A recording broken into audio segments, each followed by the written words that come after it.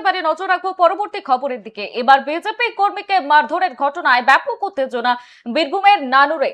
যেমনটা জানাচ্ছিলাম, অভিযোগ সিপিআইএম কর্মী সমর্থকদের বিরুদ্ধে।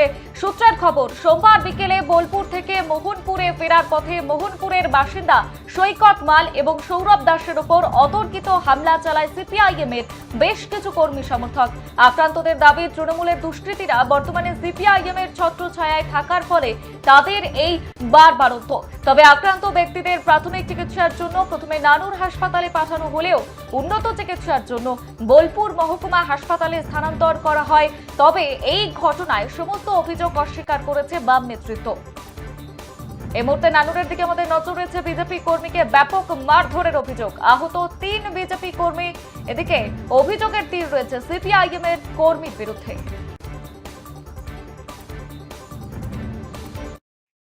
কি হয়েছে ঘটনা বলতে আমরা রাস্তা দিয়ে পেরিয়ে আসছিলাম, ঠিক আছে। এবার যেহেতু সিপিএম এর কিছু লোক ওদিক দিয়ে আসছিল, ঠিক আছে।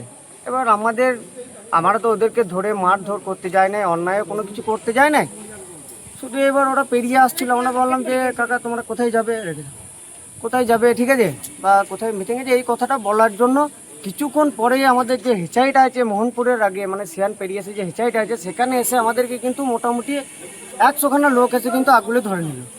এবার ধরে নেওয়ার পরে আমরা ধরে নিতে তাহলে হয়তো ওরা কোনো কথা বলবে, এটা আমরা ভাবলাম প্রথমত।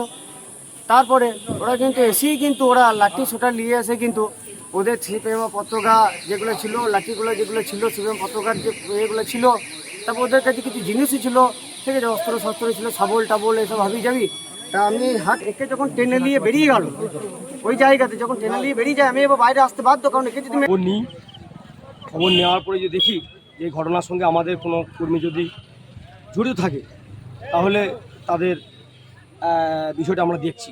কারণ আমাদের একটা সুশৃঙ্খল দল, আমরা যে দলটা করি সেই দল আপনারা দেখেছেন 2011 সালের পর থেকে বহু অত্যাচার, বহু গ্রাম ছাড়া, বহু মিথ্যা কেস, তারপরেও আমাদের কর্মীরা তারা শান্তভাবে নানুরের মাটিতে তারা মাটি কামড়ি পড়েছিলেন।